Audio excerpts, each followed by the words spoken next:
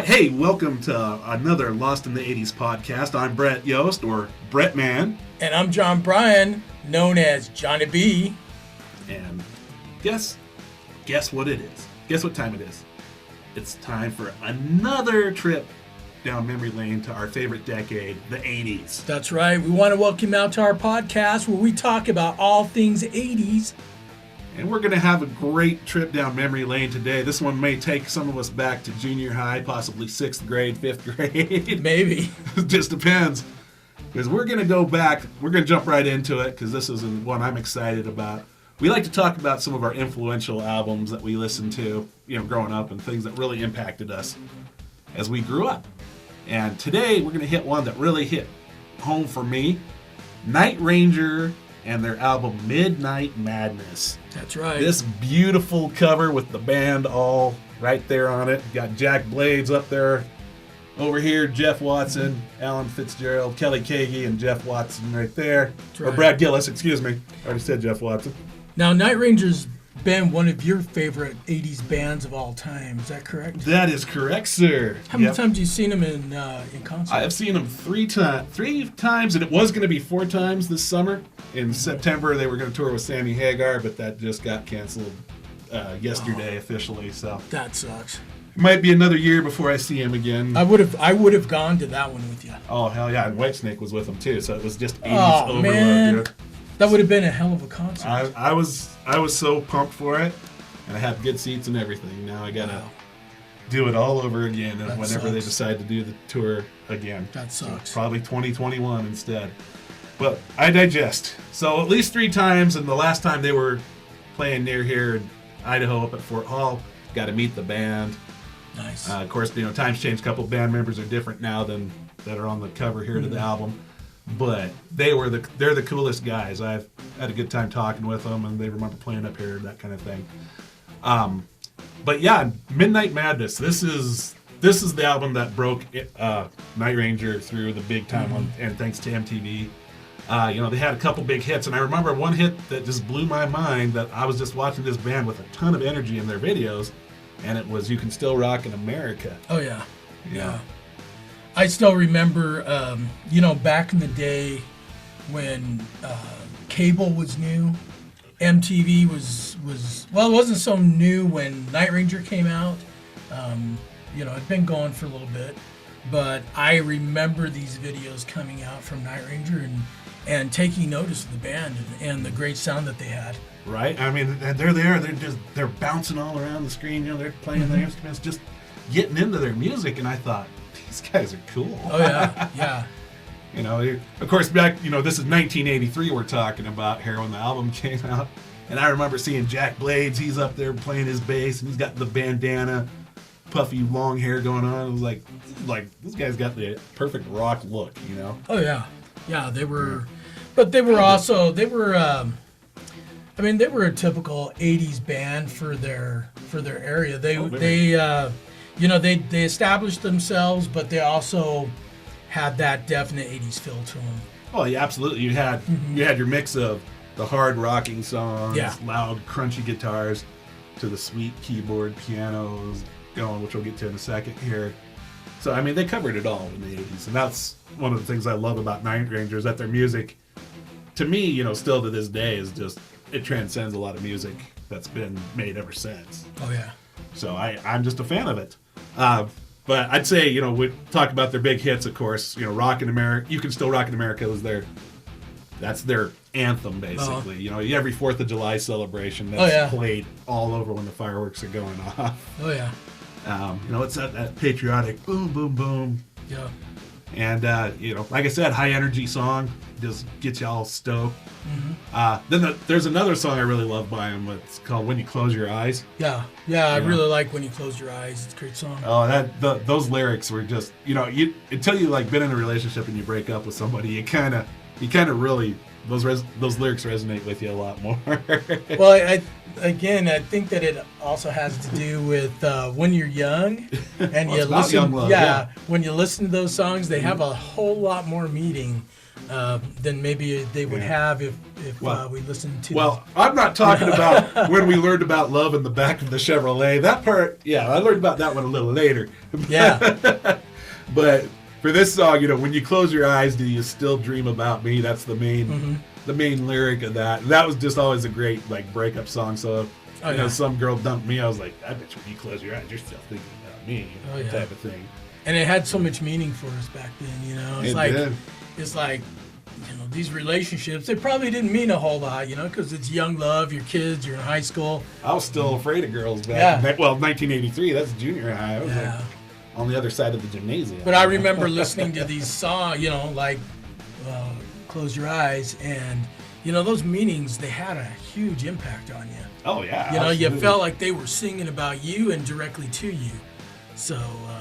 it's true. I think that's awesome. another reason why this whole album resonates with me a lot.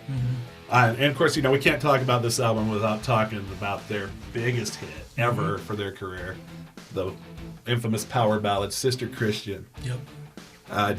John, what do you think? I mean, I know you're not a big ballad guy, but no, obviously everybody remembers Sister Christian. I think the most interesting thing for me about this song is how it's changed over the years for me. I remember first hearing it, and I don't know if I was in junior high or high school. I remember seeing the video for the first time on MTV, and I always, when I was young, when I was a kid and I first heard it, I always thought it was about a nun.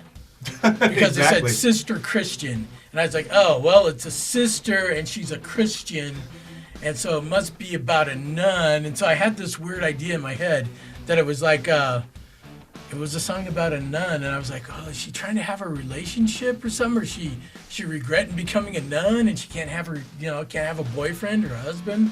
And it wasn't until later in life when I learned about what the song's really about that it really changed for me. Right.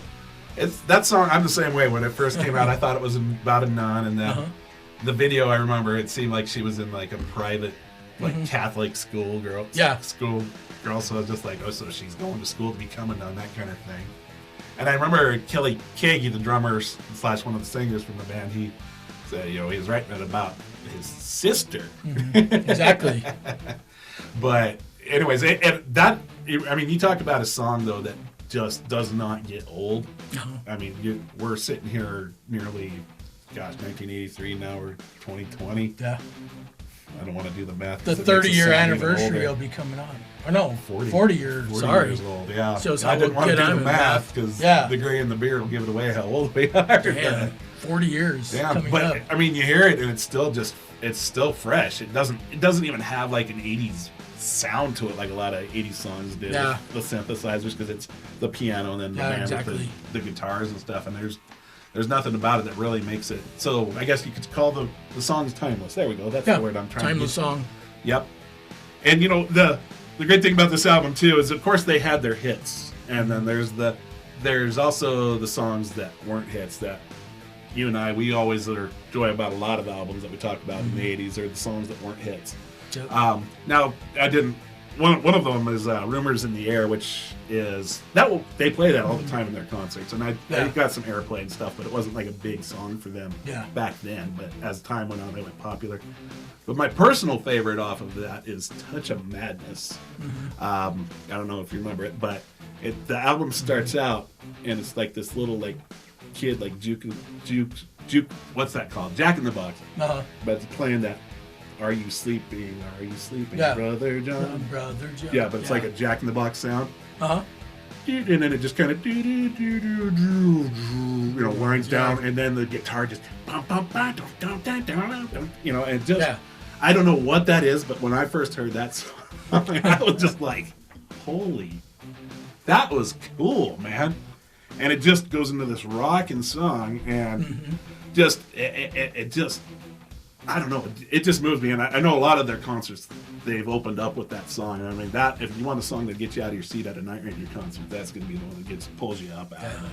Well, that makes me sad because I definitely would have gone to that Sammy Hagar, Whitesnake Night Ranger concert, and I don't think I've ever seen Night Ranger in concert. Dude, they are really So- good live, dude. Oh my gosh, the stuff that they, I mean, even though, you know, they're not one of the bigger bands of the decade, of course, but I mean, the fact that they're still around touring, and you can watch them just perform on stage, and you can tell they enjoy playing together and have a good time together playing. And like I said, some of their band members are different now, but the quality of the music is still just... Well, and that just brings up the whole point. I think one of the reasons why we do this podcast is because, you know, later on in the pod, we've got a whole lineup of different albums we're going to cover in music. And the thing that I am finding time and time again in my research I'm doing on some of these albums is how much these albums were products of the people that played the music. Absolutely. And that's the thing that we're missing today. These songs were written for Yes. us, basically, where now it's just written for people to make money and Exactly. throw in something in auto-tune. And I mean, these guys wrote incredibly personal songs that Sister Christian's the best example of it. I mean, an incredibly personal song. The guy wrote it about his sister and you know, her growing up and these types of things. And it became this gigantic hit, even though, even as kids, we didn't quite understand it, but even today it resonates. Yep, and it will after we're all long gone for sure too. Yeah. And even my kids know that song, you know. Oh yeah, they do definitely, and I think that's the sad part. Not to, you know, every generation has its music and all this and that, but I think that it's, you know, the creativity definitely has gone down. You'll find that as being the overwhelming theme on a lot of our podcasts is that nothing compares to what was done in the 80s creatively, you know. Exactly. And we'll definitely say Night Ranger Midnight Madness is a perfect example of 80s greatness once again. Oh yeah. So Yeah, definitely. There are other albums that they've had too. You know, they've Dawn Patrol, they had Seven Wishes. I mean, you know, for the 80s, Night Ranger was a productive decade. It was a productive decade for Night Ranger for sure. And but they're one of my top favorite bands. But here we are, 2020, and Night Ranger is still touring. And what's one of the main reasons for that? Oh, because they wrote their music, they own their music, and they have a body of music that they can present. And they have the fan base to support it. And they do. Because they all appreciate Night Ranger and their greatness. Thus the shirt and tribute to Night Ranger today in our podcast. Definitely. Yep. Definitely. So before we end the podcast, I do want to mention, so this is being done in our new podcast studio, and we're very excited about it. Hopefully you can see the difference in our work. We're going to be pumping out a bunch more episodes, and so I hope that you guys enjoy what you see. And obviously, if you have any requests, any albums, any groups you want us to cover, just send us an email on, because you can send emails on YouTube. I've gotten them. There you go. You got And, or you can leave a comment in the description below, and in the comment section, right down there. And because that's what it's all about. It's not just about what we liked. We want to celebrate all things 80s. So let us know. Yeah, I mean, we're just two people with opinions about the 80s. So Exactly. whatever you have, you know, please, for the love of God, let us know. That's right. We don't want to be the only ones doing this. I mean, I remember when we were little kids, you know, going over to your house. We started my first memories are going over to your house about 3 years old. Going over for Thanksgiving, and you know, What are you going to talk about?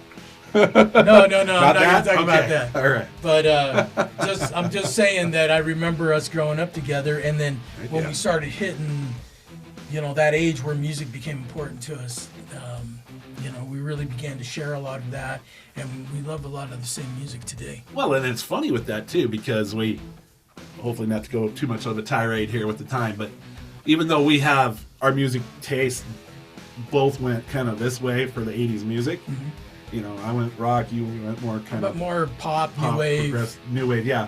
But we still have that middle road that that we cover on a lot of these. And yeah, as you'll tell by some of the podcasts, whoever talks more may have more knowledge about some of the albums that we're talking about. But hey.